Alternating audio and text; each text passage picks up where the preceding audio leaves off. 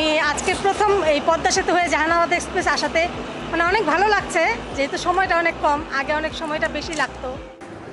আমাদের অনেক দিনের একটা মানে আকাঙ্ক্ষা যে আমরা যারা যশোর খুলনাবাসী তারা যেন খুব দ্রুত যাওয়া যায়। পদ্মা সেতু হওয়ার পর থেকে আমরা খুব আকাঙ্ক্ষায় ছিলাম এই ট্রেনটার জন্য।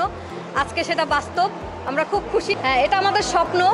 আর যোগাযোগ ব্যবস্থার যত দ্রুত যাওয়া যায় এটা হচ্ছে দেশের উন্নতির জন্য একটা বিশাল সোপান।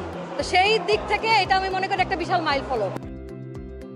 এই অনুভূতি আসলে এক কথায় ব্যক্ত করার মতো না, অসম্ভব সুন্দর একটা অনুভূতি। বাংলাদেশ রেলওয়ে অনেক দূর এগিয়ে যাচ্ছে, সুন্দরভাবে আরও এগিয়ে যাবে আপনাদের সহযোগিতায়।